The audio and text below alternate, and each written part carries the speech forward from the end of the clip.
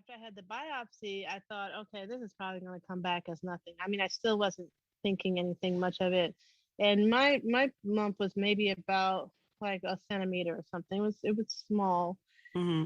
I thought, well, maybe I was just imagining it. It's just you just tell yourself so many things. Maybe Right. it's not really hard. Maybe I'm having a fibrous breast because maybe it's something from when you've had a period. Sometimes your breast can be fibrous. Some ladies. Anyway, they called me back that day. I remember I was in my living room. Welcome to Diversity Dish, where we're dishing on everything diversity, equity, inclusion, and justice related. My name is Sedruola Maruska, and we're bridging the gap between what needs to be said and what needs to be heard. Those individual experiences that are often ignored or simply dismissed. Sometimes I'm dining alone, sometimes I'm dining with friends, and sometimes I'm dining a la carte. No matter how I'm dining, it promises to be delicious. Let's dig in.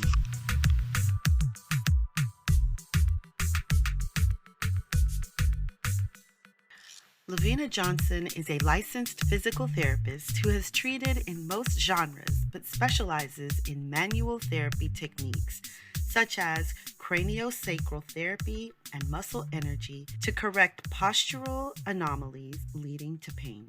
She is the mother of two girls who help her keep her priorities straight, a sophomore in college and a fourth grader with Down syndrome. And she was, up to recently, a board member of Down Syndrome Partnership of North Texas, which advocates for individuals with Down syndrome. She has a big heart for people and enjoys the various opportunities to interact with and touch lives. She's also my very good friend. Welcome back to Diversity Dish. I'm so glad you decided to come back.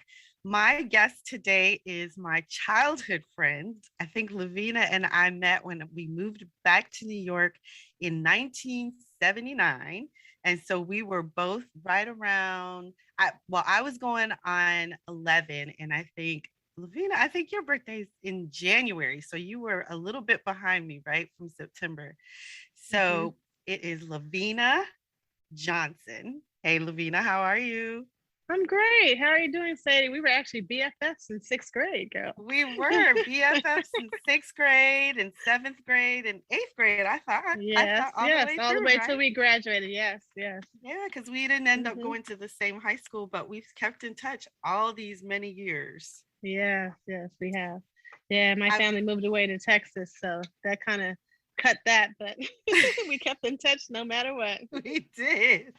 I Yeah. think I was telling my kids the other day about. I think my husband says, well, he was saying to my kids, he was like, so you don't usually stay friends with the friends that you have in elementary school because whatever reason. And I think he was trying to help them with the idea of moving because we were thinking about moving, and my daughter Uh, was not excited. And then I turned around, I said, I don't know if that's true. I said, I have friends from elementary school. And he was like, He's like, you're messing me up, Sadie. You're messing. messing me That's not the up. point. Exactly. Yes, we've been friends. I was at your wedding, and I've Yeah. seen your children coming through into the world. Yes, we've been friends a long time. We've And you were been at my friends. wedding. I was. Yeah. Yes, we Actually, I have. came across a picture of that the other day, and I was gonna post it to you for Throwback Thursday, and I got caught up and I forgot. But yeah, I have a picture with you and your son. So yes, we've been friends Oh, a long nice. time. It is. It is been quite some time. And so I wanted to have you on the show because we have, besides the fact that people always thought that we were sisters, They did. They really we did. have the breast cancer journey in common. But Yeah. before we get into your story about breast cancer, I want you to tell us, what is it that you are most passionate about right now? I actually am passionate about women and helping women to make the best choices that they can. And that's something that I want to pursue further. I've had some experiences in my life that I feel have shaped me to be the person I am today. Mhm. And there's just so many things I didn't know. I think I would consider myself to be on the naive end of the stick if you had a scale. Mhm. And I've walked into some things, and I would really like to. I have a heart for women because I think just women have so much on their plate. They have Mm-hmm. so much to give. They have a lot of responsibility, and a lot of times they don't have the support because they think of themselves less. The other day, I was sick about a week ago with a cold. My daughter had brought it home from my daughter. I got it from my little daughter, and I was thinking, okay, there's no one here to make me tea or bring me some soup or, Mm-hmm. rub my feet or my back like I would do for my children or Mm-hmm. for a spouse. And so women just forget sometimes to take care of themselves. So I have this passion for women, just Mm-hmm. that they would know how valued they are and to take that value and turn it around and take care of themselves, to put themselves first sometimes, Mm-hmm. and just to be able to have a better life. I love it. I love it. Absolutely. I feel everything that you said because it's so true. It's a little bit what got me on the path, on the coaching and consulting path, was that after I was diagnosed, I realized so many things that I didn't do for myself. And that I was like, I Hmm. want to help women figure it out before they get the diagnosis, before they Yes. have to do, before something really comes and it just kind of jolts them into, oh, I Yes. better do this. No, you better do it now, because now Yes. is life. There's something that I realize, or that we realize along the way, is like, we're always making plans about Hmm. things, but the time that we're spending making those plans, the times that we're spending thinking about those plans, that's life. That's life happening in the moment.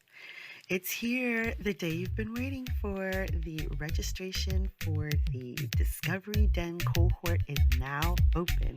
You can find the link in the show notes, or you can go to Sedruola maruska.com backslash work dash with dash Sadie, and that's Sedie. What is a Discovery Den cohort? It's a place where you get to connect with like minded people and you get to dig further into the information that we share. The Discovery Den cohort is where we're going to help you take those strengths that are yours. We're going to help you identify your strengths, take those strengths, couple them with your passion, and find exactly where you want to make, or where you can make, a laser focused difference. So come on by sedrolamaruska.com backslash work dash with dash Sadie, or look in the show notes. The link is there. And Yes. so sometimes we forget that we're supposed to enjoy now and enjoy Makes then. sense. Yes, Yeah. exactly. So, I mean, I'm thoroughly convinced that my breast cancer was a result of the stresses in my life. I mean, you can't tell me otherwise, you know. mm-hmm. And so we do, as women, have to take care of each other. And I used to wonder, how could it be that, the number one killer of women is heart disease? But that's because it goes back to that heart, the stressors. Yes, We are busy stressing and taking care of everybody else, and we forget ourselves. And then that's where the breakdown happens. And then, the matriarch is sick, and then she's gone. And we really have to take care of ourselves. we do. Yeah. We do. We've mentioned it that you and I both have had breast cancer, but I would like for you to, if you don't mind, to please share your breast cancer story. I think most people know mine if they've been listening to the podcast, or they've been reading my blog, or if they've been following me for any number of years, they know my story. But I would like for them to hear your story and your perspective, since this is also Breast Cancer Awareness Month. Yes, which I'm so grateful that they have a month where we celebrate, and the women that have made it through, those we remember, those who haven't, and that we make sure that most women are educated so that they can be able to look out for themselves. Well, Mm-hmm. my story starts with, I got married in 2008, Mm-hmm. and in 2009 I had an actual wedding and moved from Maryland to Texas, and with my spouse. Within the marriage, I had a small daughter from a previous, and then he had a son from a previous, so we had a blended family. And around March of 2010, which would have been about almost a year later, year and a half later, I was just taking a shower and I felt this lump in my Mm-hmm. breast. It was just a very, very hard spot. And I thought, this is weird. It was on my right breast. And I thought, and it wasn't really, really moving. It was just like very, very firm. And Mhm. so I said to my husband, I don't know, this bump feels a little bit weird. What do you think? And then he's like, yeah, you should probably, get that checked out. So I went to the personal doctor, our primary doctor, who was a gentleman, and I said to him, this Dr. Moore, this is concerning me. Can you take a look at it? And he checked it out. And he immediately ordered a mammogram for me. Mhm. But I still didn't think much of it. I was a little bit worried, but didn't think a lot of it. And then after I had the mammogram, they sent me to Baylor, it's a big hospital here in Texas. They called me and said, well, we need you to come in. So Mhm. that's always when they call you to come in and not just on the phone. Right. So then my husband went with me, and it's like, you have a lump on your breast, and it appears as though it probably, could be cancer. So we'd like to take a biopsy to make Mhm. sure, Mhm. to be sure. And so they gave me all the pros, the cons, all the possibilities. And then after that, they set me up for surgery. And after I had the biopsy, I thought, okay, this is probably going to come back as nothing. I mean, I still wasn't thinking anything much of it. And my lump was maybe about like a centimeter or something. It was small. Mhm. I thought, well, maybe I was just imagining it. It's just you just tell yourself so many things. Maybe Right. it's not really hard. Maybe I'm having a fibrous breast because maybe it's something from when you've had a period. Sometimes your breast can be fibrous. Some ladies. Anyway, they called me back that day. I remember I was in my living room, not that day, the day that they got the results, and Mhm. a couple of days later, and I was sitting down, and she said, "Miss Johnson, your biopsy came back, and it's cancer." I'm like, Mhm. "What?" I was just thinking, Mhm. like, "What?" I mean, it's just like a shock. Like it can't be Mhm. me. And I was 41. I was Mhm. 41 at the time. 41. So I'm thinking, I'm like too young. Can't be the case. There's not, it doesn't run in my family. Mhm. How could this be? Mhm. And so then, I mean, it just seemed like a whirlwind from there. It's like, okay, we need you to come in. We're gonna do this, this, this. And when I told my husband, he couldn't believe it. He just thought that can't be right. Mhm. Yeah. But from there, it just seemed like so many things happened. We had to sit down in the office with them and figure out, what did I want to do? What kind of treatment did I want to pursue? They gave me the options of a lumpectomy because mine was still relatively small. Mhm. And so they said some women do mastectomies. I took a BRAC test, if you're familiar with that. It's Yes. a test just to see if there's any genetic component to it, Right. so it could Yeah. prepare me for if there's anything else coming in that I could be able to prepare me. I had an older daughter, and my mom had had ovarian cancer years before, so they thought maybe there's a Oh. gene. Yeah, Mhm. that came back negative. So anyway, I had a lump. I chose the lumpectomy, and then it was for the course of treatment following the lumpectomy, and also they were checking to see if it was in my lymph nodes, Right. because if it went to the lymph nodes, then that would be not a great thing. So when they did lumpectomy, they also went in and cut me in my axilla area just to be sure, and thankfully it hadn't spread there. So I praise God Mhm. for that. And I chose radiation. Mhm. I chose radiation. They tried to strongly suggest chemotherapy. And for me, I just didn't want to go down that path, and that's for Mhm. me. It's not anybody else. Everybody's able to do what they decide. But for me, I just chose not to. And they told me, they really tried to scare me into the chemo. They said, you have a 15% chance of this thing coming back. Can we get it? That right now it looks pretty good, and we were able to get it, and we're, I'm glad it didn't go into your lymph nodes, but you really should consider chemo. I mean, that man set us in the office for a really long time, and I said, I just don't Trying want to to do it. convince you.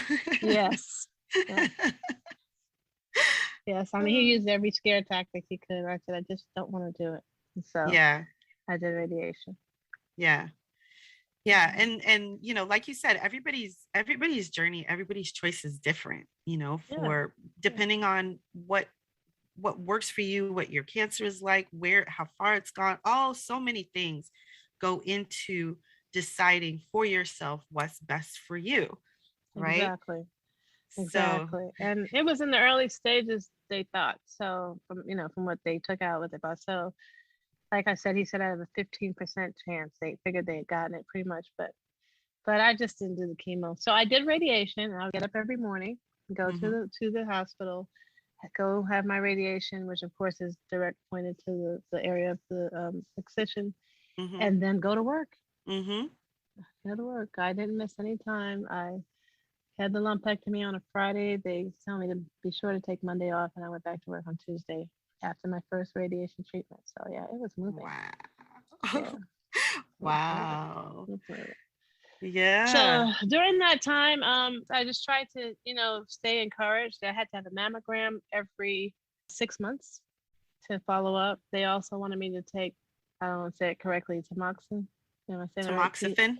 Tamoxifen. Tamoxifen. Thank you. Yes, and I didn't take that either. So I'm a rebel. Sorry. I think my medication. I'm a rebel. And I tried. They worked hard to convince me to take that too, and I didn't. And I was grateful later because I actually ended up having my daughter Naya a year later, and I didn't plan to get pregnant. So who knows what that would have done? Who knows? Right, right.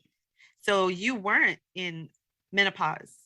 They were Not that I'm aware of. wanting No. to put you into menopause. I think that was part of why I was against it. And of course, mine was estrogen. The breast cancer was spurred on by estrogen. I had increased production of estrogen. So they were saying that this medication would help to suppress my estrogen and, help to decrease my chances of it coming back. I mean, we had long conversations about that. I looked it up. I called and talked to my friends who are doctors. And I'm just not a big medicine person. It's Yeah, just, I just hear who you. I am. Yeah. So I didn't Yeah, take it, and who could have known? I mean, I had a baby at 42. I had a so did baby. I.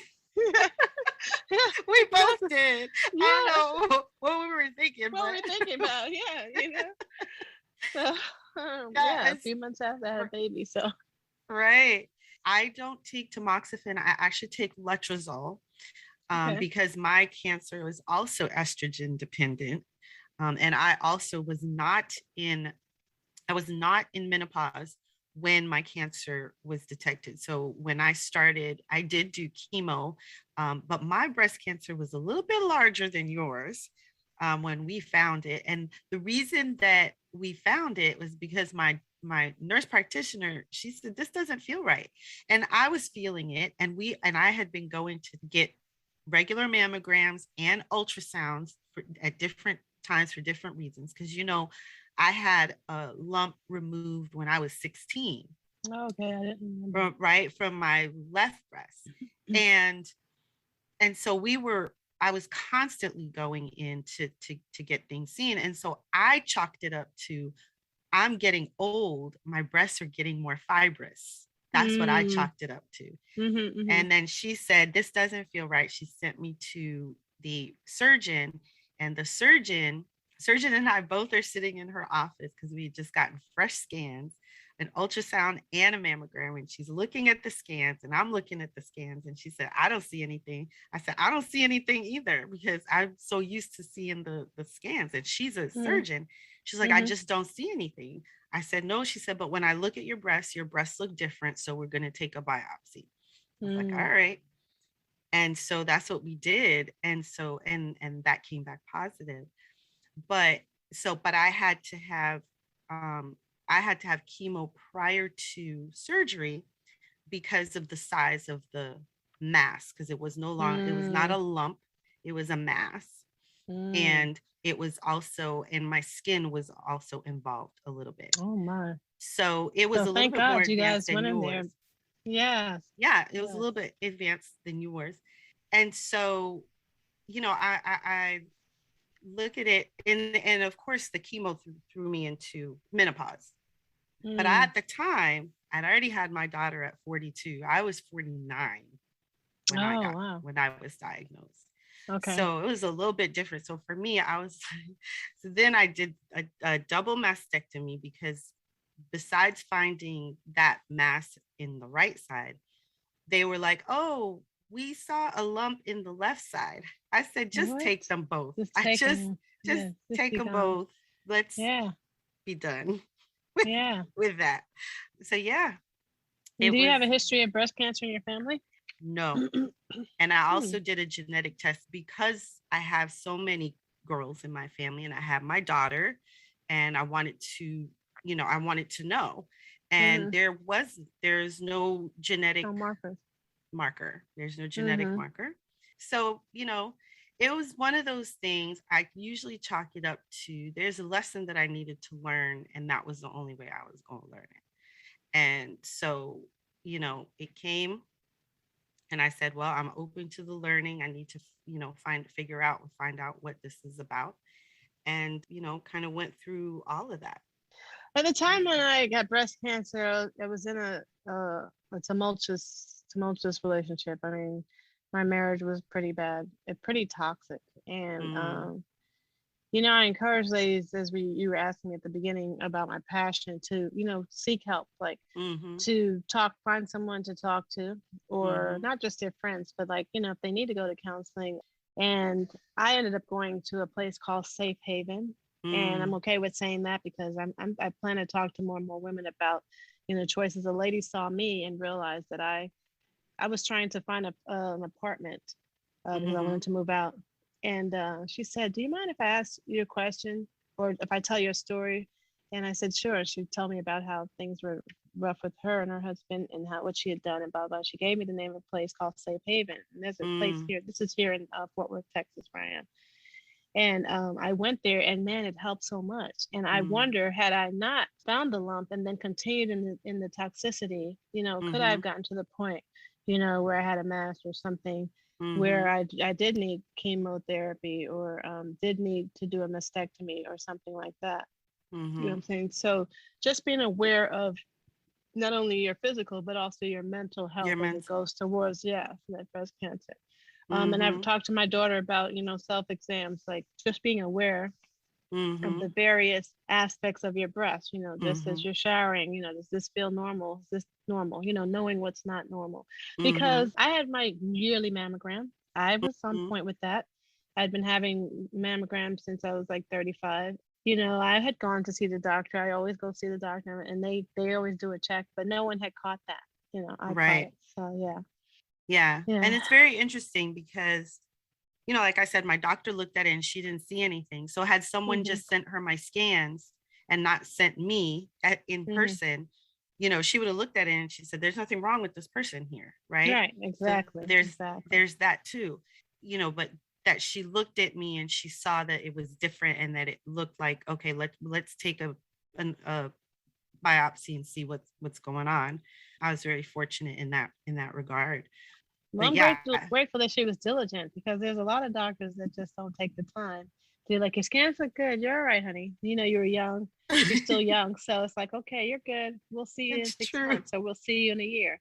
In a It's year, a true. whole nother thing would be going on because your body would have had a year to have that mass out. So I'm grateful for you guys teaming together. And the Yes. other thing is also I tell women to not be afraid to trust their instincts or intuition or discernment, whatever word you want to put on it. Some people would Mm-hmm. say it's even the Holy Spirit. Not be afraid to, if you feel within your gut that something's not quite right, or you touch or check yourself and realize that wow, this tissue feels a little bit off or something.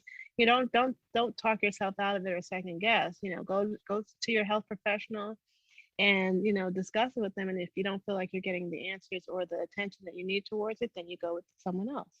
But Right. be persistent. I found that being persistent is very important because health challenges don't always show themselves in certain ways or certain patterns that we come to expect. Mm-hmm. Sometimes health challenges are underlying, like in your case, like your scans look perfectly fine. Mm-hmm. In my case, in fact, if I brought it to when I brought it to my doctor's attention, he didn't belittle it, and I appreciate that. He said, "Well, let Mm-hmm. me check." But I've been in other medical situations where I've had to insist that the doctor draw blood or do something, and they're like, "Oh my gosh, yes, it is," because I had said to them, what I'm saying, and I said this wasn't feeling right. So just to be persistent. Yeah, that's very important to share and to know and to kind of internalize, really, because it's not really a message that we get, especially as women growing up. We don't get the be persistent, go for what you want, and get what you want. We don't get that message growing up Mm-hmm. as much as boys do. And so it's Mm, important for us to realize that intuition, that sensitivity that people think is a weakness is really mm-hmm. actually a strength. Yes, it That is. ability to kind of sense things and kind of feel things out Mm-hmm. is a strength, and we really Yes, should it's a gift. embrace it, right? Yes, yes, yes. Yeah, because otherwise, the alternative is that we wait for someone else to give us permission, but we have the Yes, permission already by all the virtue of time. being human. Yes, yes, yes, yes, indeed. Yes, yes. So what I did do also to work also for the breast cancer not returning, because of course that is always a fear in the back of your mind. Hmm. Besides doing the mammograms, there were some other times that I took mammograms and they said, "Well, we see something," Mm. but when they kept pursuing it further, then like doing an ultrasound, then they realized that it's just I have fibrous breasts now, Mm. so it's showing different spots. And I have to tell you too, as women, we need to figure out how to make machines that don't smash our breasts so flat. I don't Oh know. my goodness, let me tell you about what I just invested in. I found this company. So on this website, they created this machine that where a woman will lie down on it, Mm-hmm. but there is a dip, like the breasts Mm, go into the mm-hmm. hole, Okay. and it takes a 360-degree image of the breast, and Ah. so it gives you a much clearer image of the breast. There's no smashing involved, because I know a man created that machine that smashes your breast. Because he Man, didn't I have to dreaded do it. it. Exactly. I would dread it. Look, let me And then tell you what. take a deep breath. Don't breathe. I mean, who wants to do every 6 months? Look, let me tell you, they would never create a machine that smashes men's Penis. penises. Exactly. You know it would. You know they wouldn't. But they'll Oh my smash our gosh. parts all the time. So this Yes. this machine, oh my goodness, I wish I could find the name for you so that I could really Yeah. share it, because I actually really do want to share it with everybody, and people can invest in this company right now. They're looking for, ground floor investors. It's Okay. on a website where individuals can invest a certain amount, and then later when the product comes out on the market, you can receive a return on your investment. So it's Oh, different that than sounds like good. crowdfunding, where you just donate and you're like, yay, yay, I hope your thing works.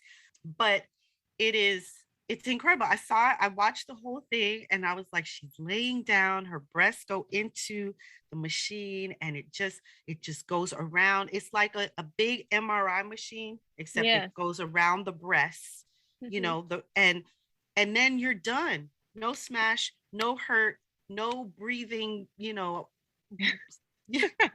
hold your breath. Oh, no, take a deep breath. Don't breathe. Don't breathe. Don't breathe. I can make light of it now. I know this was a really tough time for a lot of people, but it's so important, ladies. It's so important to get the mammogram. I mean, no It's matter what, very important. It's it's so important to get the important. mammogram, but it's also, I think, because the mammogram did nothing for me, I could have gone on getting mammograms for years and they might Okay. not have ever seen it.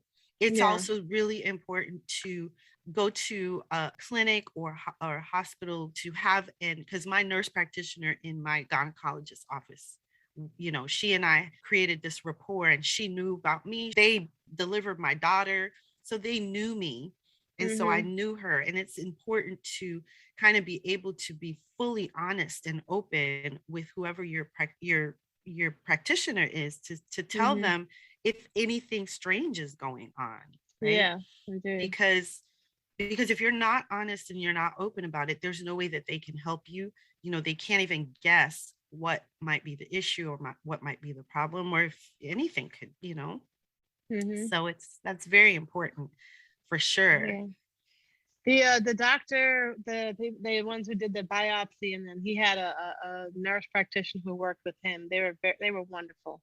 I mean, they were very versed in every aspect of the subject. You know, they were able to talk to me about what was going on, what to expect with the biopsy, and you really want that. You really want to have that open and honest conversation, and being able to. It was many different layers of doctors. I mean, there was a doctor who's the primary care who sent me to get the mammogram, and then the doctor who you take the mammogram with, and then the one who looks at the film, and then the other one sends you to get the biopsy with someone, and then you come back and see the other, and then they assign you to an oncologist, Yeah. and not have that doctor who's then assigned to keep up with me, and then so it's a lot.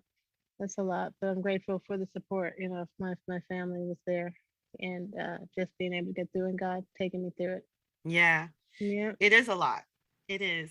And one of the things that I think more than one of my nurses, but told me was that your state of mind and your Mm, attitude is so important to yes, your ability to not just go through the treatments, but to come through well.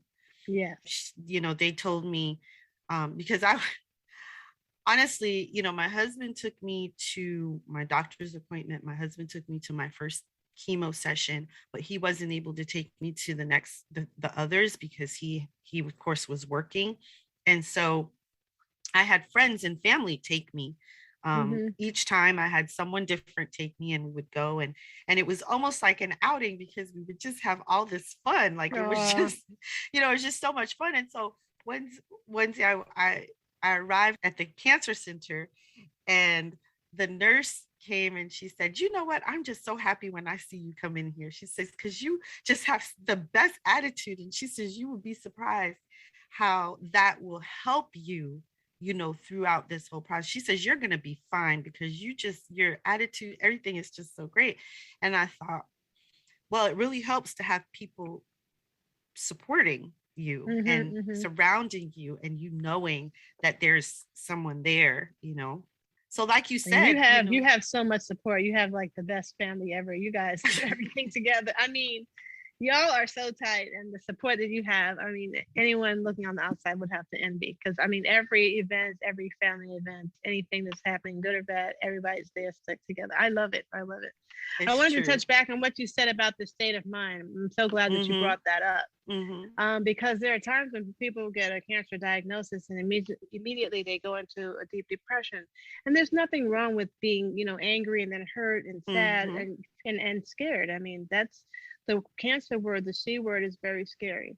But Mm-hmm. then after you've had a chance to go through that and shed your tears and cry, scream, whatever it is, then your decision that you make in your mind on how you're going to approach it has a lot to do with your recovery and your healing, exactly how you say, besides the different things that you do for it. I 100% agree. And I immediately, said in my mind, well, look, I have a daughter, which I just had one at the time, Right. and I need to be here so I can see her grow up, and Mm-hmm. see what she's going to. And I said 1 centimeter, but it might have been a little bit bigger than that. I'm not good at numbers. It Measuring. might have sounded like, yeah, it seemed like it was a pin drop, but it was in big enough that, I mean, I now have a breast that's atrophied, okay, on one side. When they took there's a nice little scar here. I'm looking here, and when they got all that out, yeah, I have. My daughter and I joke because without Victoria helping me with my secret, I look nice and full right now, but Victoria is definitely helping. Trust me. But yeah, the state of mind. We prayed about it. If you believe in Mm-hmm. God or your spiritual, prayer and asking God to give you peace, and then also, my Mm-hmm. friends encouraged me. I was encouraged and things like that. And I read up a study that they did where they just did a test to see how people's state of mind affects their progress and recovery from cancer. And so they had Mm-hmm. two sets of people who had, it was various types of cancer, not just breast, Mm-hmm. but people who had the cancer that was at such a stage or so involved that they had 6 months to live, and Mm-hmm. then people who had cancer that they probably could survive 3 years or more. Mm-hmm. And they broke them into two groups, with each group having half of the very involved and half of the ones not so involved. And Mm-hmm. they had the doctor tell them the same thing. It was the group that had the mixed. Both of them had, people that were sickly and those that weren't as sick, but none of them knew their diagnoses yet. No Mm-hmm. one knew the extent. And so Mm-hmm. one group, they told them, you guys are really, really ill. Your cancer has spread. It's metastasized, and we're sorry to tell you, but you've got 3 to 6 months. Then the other group, they told them, wow, we looked at your films and everything, and you're doing really, really good. I mean, we're really encouraged. I mean, I think we see that, maybe 3 years, maybe five, maybe 10. And do you Mm-hmm. know the people that they told 3 to 5, 10, all of them lived past 3 years, even the ones that should have only had 6 months to live. And the other group where they told them, I'm sorry, we're sorry to inform you that you only have 6 months. Then not only did the ones with 6 months pass, but even the ones who could have Who should lived have for long? longer also died in 6 months. Is that crazy? Wow. Yes. Yes. Yeah. So the state of mind is just so So important. The Yeah. the mind body connection is bigger than we think, which is why, like I said, I believe the stresses that I was having, Right. close to the heart, really Mm-hmm. contributed to the breast cancer in the first. And that's not everybody's story, but just knowing that your stresses, do translate to your body, and that mind, body connection is very, very, very, very, very Mm-hmm. important. Mm-hmm. Yeah, absolutely. It's really interesting. It's kind of the same way because when we're having negative thoughts, we're telling ourselves negative things, right? We're talking negatively to ourselves the whole time, versus when we're having positive thoughts and probably speaking more life and positivity into what we're doing. It's kind of like they Mhm. say you can take two apples and put them in different places. And one apple you spew, terrible words to. You're ugly, you're this, you're that. And one apple you say, oh my gosh, you're so beautiful, I love you, you're wonderful. And within a few days, the apple that you've been loving will still be fresh, the other apple will begin to deteriorate. Really? And yes, I've heard What? this. Yes, you can try it. I want to I'm gonna try it try that for actually. No, real. no, no, just try it for What? real. I mean, and honestly, like that's why they also say you should talk to your plants, right? Speak to your Okay. Yes. plants. Oh my Yes. gosh, you look so pretty. You're doing so well. I mean, I would get plants and I would neglect them. And then I'd be like, they always die. But now I have these plants in my house and I regularly go to them like, oh, you look so pretty. Look at you. You're doing so well. Oh my gosh, thank you so much. And I water them and they're thriving, like thriving. And I'm Wow. going, That's there crazy. really is something to the vibration or the frequency or whatever it is that you're put out when you're putting out positive versus putting out negative. And so Well, interesting. it happens the same way internally, I believe. And so I think, it's a hard thing to go through cancer. Even anyone that you see is doing it well that doesn't look like they're going through cancer, they Mm-hmm. are experiencing moments where it's hard, right? Where Mm-hmm. they're in pain, where they're Mm-hmm. not feeling well at all, where they're tired, they're drained, they're emotionally stressed or drained. Yeah, because like with me, the fatigue was so bad. Even though I said I didn't do chemo, radiation zaps your Radiation. strength. Yeah. Radiation is hard on you. And I had to have it, I want to say it was either 6 or 8 weeks every day. So Yeah. daily. I'd have a break on the weekend and then I had to come back for the next 5 days daily. Yes. Mm-hmm. And when I say I went to work, what I was saying was that I guess I pushed myself.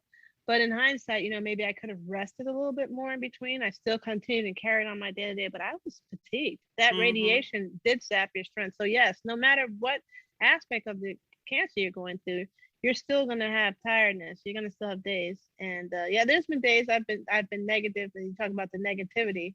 I'm like, Yeah. what in the world? Why can't you get it together? What's going on with this? You are this, and I have had to work on stop negative self talking. And now Yeah. I just finished working out kickboxing. I'm like, man, you're shit. You're so good. Excuse my French. I'm sorry for cussing. It's all good. Sorry It's all good. It's to your okay. It's people, but okay. I just like, yeah, I'm just so great, and I feel that goodness. It's like I'm almost walking taller. So yeah, there's a lot to positive thinking. I'm gonna try that with the apples. Yes. I'm gonna try that with the apples. I'll go home Try and get it some and see apples what and try happens. that. But I I've want to see. heard I've heard of that happening, different ways. But yeah, yeah, with plants and apples and different things. So yeah, try Yeah. it.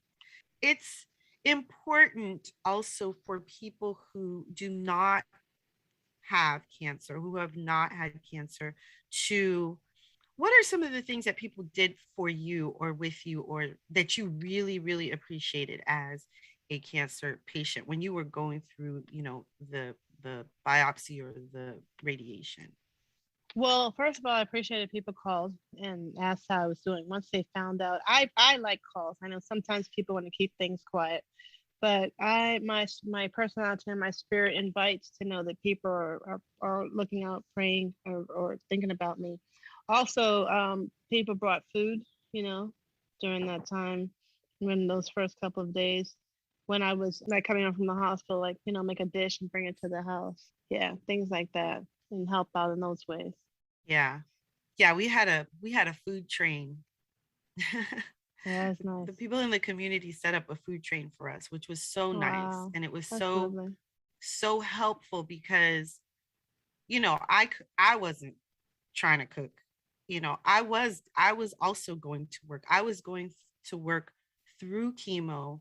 The only time that I Mm. didn't go to work was the 6 weeks that I was off, 6 or 8 weeks that I was off after Surgery. the double mastectomy. But Mm-hmm. then through radiation, I was going to work. I was going to radiation and then going to work. Mm-hmm. And, like you said, the fatigue, was a lot. So there was no way I was going to be doing all of that and then cooking. And there wasn't any way that I could ask my husband to do that either. And we had two younger children at the Children. time. My Yes. daughter was 6, my son was 11, I think Mm-hmm. at the time. And so it was so nice to have people just, there was they put a cooler outside our door, our That's nice. door. And every evening, right around 5 or 6, someone would just put the food in there. No one was knocking, trying to disturb anything. They just put the food in there, and we would go out there and we would see, oh, we're having lasagna tonight, or oh, we're having, salad and pasta, and it was just so nice. And so, I encourage people to see what they can do, and sometimes asking is probably not the best thing, but thinking about those things that might be really hard for you if you were down, Mm-hmm. is better. And then just doing it, just going there and saying, hey, I was at the store and I got you this bag of stuff. Here's some toilet Yes. paper. Yes. Here's some, because when you're in the throes of it, you're not really thinking about those things. Yes. You're thinking, Yes. I got to go do this because you're trying to be in your regular way. But then you're like, I'm too tired and I can't. So if someone just comes and says, look, I was at Target and I thought I'd bring you guys some toilet paper, some paper plates, some, paper plates and forks and spoons, because who wants to wash dishes? Exactly. Exactly. Right. No, and a lot of times people say, "Oh, let me know if you need anything." Don't say that, because the Right. person is definitely not going to say, "Hey, Mary." It's hard to call someone and say, "Hey, can you do so and so?" But what you do is you just step up and you just do it. That's a really really good point that you bring out. Make a casserole. Yes. Offer to bring some groceries over. I mean, not just offer, bring them. Bring them. Say I've left them outside your door. Just some Right. staples and some things that you can do. I agree with that 100%. Yeah. I also worked on seeing what I could do to also for the holistic and natural aspect too. Mm-hmm. Mm-hmm. So after I'd had radiation for those many weeks, I felt like I wanted to get the toxin of the radiation out of my body. Mm-hmm. Wanted to try to work on clearing that up. So have you ever heard of a Korean spa? Mm-hmm. Yeah. So Koreans, they have this natural holistic way of doing things where they have like these rooms that have like salts and different kind of like gold rocks and different it produces minerals that come out in the Mm-hmm. room while you're in the dry heat. And Mm-hmm. so there is a Korean spa here in Dallas, and I went there, went several times, different times, and I'd go to different rooms, and different rooms had different things that helped get certain toxins out. And one of the things it talked about was like, clearing out from chemo, and from, if you've had cancer, people with, blood issues and things, so forth and so on. Mm-hmm. I went there, and I feel like that really helped me a lot as I was Mm-hmm. moving on my way to recovery, the spa. And then I tried to work on getting back into exercising, which was even just like taking a walk and Mm-hmm. getting, that fresh air, to back to talking about getting the stresses down, and just kind of bringing that wholeness and well-being back into my life. Mm-hmm. And then just of course trying to eat pretty well. But Mm-hmm. those things really, really help. That spa, going to the spa was just really amazing. If there's any place that that's in your neighborhood or in your city that has like a sauna with dry heat or even moist heat, Mm-hmm. those kind of things help to bring those toxins to the front. And I feel like that really helped me on my pathway and journey to healing. Yeah. That's a good point to bring out too. Yes. Afterwards, I adopted the habit of going to get a massage every 6 weeks. Hmm. Before that, I thought, how can I afford that? I can't do that. But afterwards, I was like, you know what? I can't afford not to, because to me also, and from what, a lot of things that I've read, keeping my stress level at a manageable, at a manageable level, a normal, bringing it down, is so important as well, in terms Hmm. of making sure that your body is not constantly producing cortisol, and so you're it's got nowhere Anxious, to go, anxious. Yeah. right? Hmm. Hmm. And so, having a massage on a regular basis, definitely going to go and get my nails done, but Hmm. also meditating every morning, Hmm. meditating, praying, writing down just time so that I could just bring it down 1,000, right? Whatever's happening, just bring Just it down, have stop that space, right? and think. Stop and Yes, just dare to think. Ah. yes, and just be.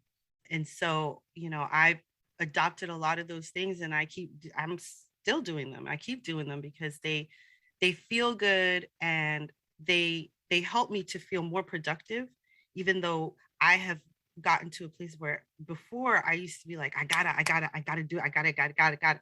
Now I'm kind of like, what time is it? Ugh, it looks like 2:30, 3 o'clock. I am ready to be done. I'm done. And I just kind Right, of, right.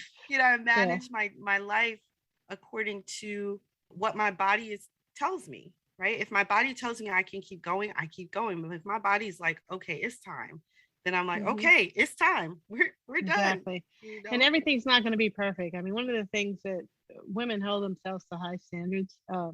Even the messiest person still holds themselves to a standard. And partly why they're messy is because deep down below they're perfectionists, wanting to figure if they don't have time to do the whole thing well, they won't do just a little pickup. Okay, Yeah. that's a whole nother conversation, another podcast. But um, we just hold ourselves to a high standard, and so it's like, okay, well, I mean, I've got to get the cooking ready for tomorrow. Oh, I've got to get this cleaned up. Oh, I've got to load a couple of loads of clothes to wash.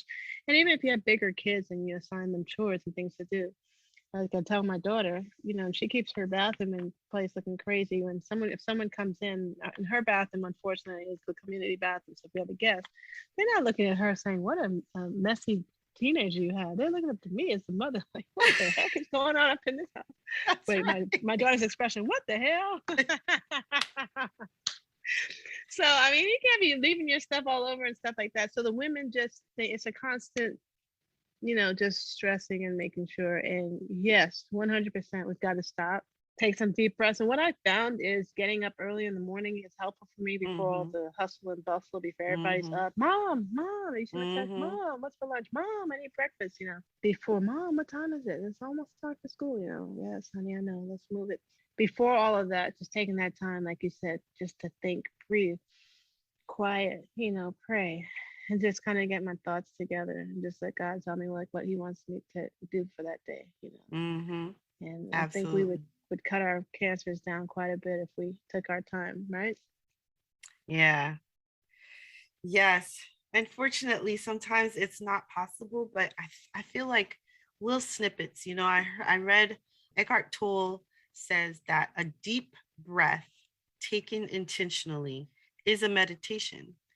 And so I feel that in our go, go, go culture, we don't even stop to take that one deep cleansing breath Mm, that we all could use on a daily mm. basis. And so if we did Wow, I'm that, gonna write that down. A deep breath taken intentionally is meditation. yes. And if you think about it, when you're thinking about the breathing and you take that deep breath, it feels different than when you're just breathing, right? When you're just kind of Yeah, going, going, you're just breathing, right? because you brought all that oxygen to your brain, so now there's a clarity that comes. And think about this: when you run after you get sick, what do you have to do? Yeah. You got to lay down, You right? got to lay I down. thought You got that's to what stop. I was telling you. Last week I was sick. It's because I was running, traveling, running, and Mm-hmm. I didn't want to take any days off from work. So I flipped from one city to the next. And what happened last week? I had to take 2 days off because I was sick. So when we get to that point of sick, and we're not doing any self blaming. I want to make sure we're clear on that. I mean, Sure. sometimes there's No. genetic components. I mean, sometimes it could be the environment that we live in, and maybe some toxin or something. There's so There's many so things many that reasons that contribute. Yeah. So cancer we're not comes. saying it's not your fault. It's not my fault. That's not what No, we're saying. We're no. just saying to take the time to, just like you said, take that deep breath. Don't forget to to think about yourself. And that's why I have that passion for women. Just, I didn't really know that I had that until after I got married, though. When I was Right. single, I was just living my life. But after I got married and started having children, I realized, wow, did you know that married men live the longest and married women live the least? And single men live the least and single women live the longest. Did you know that? Really? I didn't know that.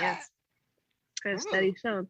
And the reason for that is obvious. A married woman is taking care of everyone. A yeah. single woman is only taking care of herself. A single man has no idea what he's doing. A married man gets to be taken care of. Sorry, I had to throw that in. Had to take a swipe at our wonderful men who we couldn't live without. Right? Can't live with them. Can't live without. But no, back to us as women, just making sure that we take the time to, because in the end, I mean, it's the saddest thing when you see your family and everybody else saying, "Wow, mama's sick," and they don't know what to do. And so we Yeah. also have to teach and empower our kids to also do some things for ourselves. I started teaching my daughter to wash clothes for herself when she was 8. She tells her friends, I'm the only one amongst you. I'm sure that your mom still washes your clothes. I'm the only one that my mother started making me wash my clothes at 8. I'm like, yeah, because I have others. I didn't even have her sister yet because her sister wasn't born until she was 10. But I was like, you gotta need to know how to wash your clothes. You can help do that. So we got to delegate and do the things to spread it out, spread the love, as I That's say. right. Spread the love. Spread the love.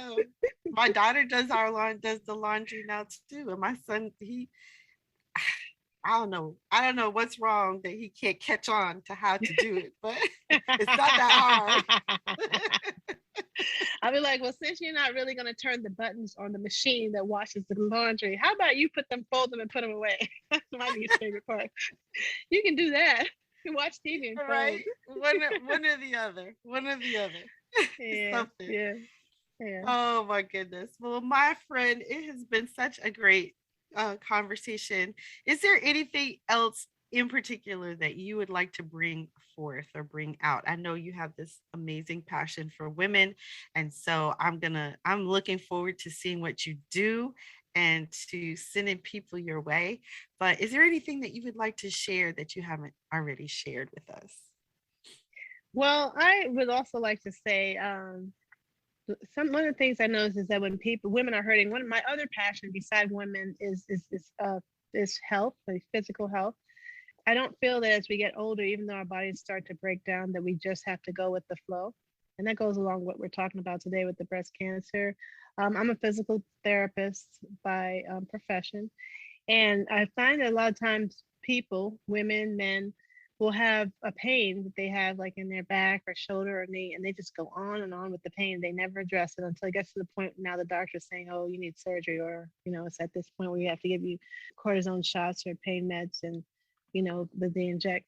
And I would just like to challenge people to stop and take the time, and talk to someone to see what can be done. A physical therapist, hopefully one who specializes in manual type things. I have a passion for that also, where people would be able to live a much happier and better life because some of the aches and pains that they have would be able to be resolved by just a small amount of either exercise that could be tailor fit for them, or treatment or mobilization. And then they don't have to go on. And especially women are huge with having like I see a lot of older women patients that have like knees and hips that were very painful, and they just say, "Oh, I never addressed it," and then now it becomes a thing. So I would really love to see women, and that is the direction that I'm going to be going. I'll be doing women's issues, also for young women, just some of the red flags when they're getting into relationships.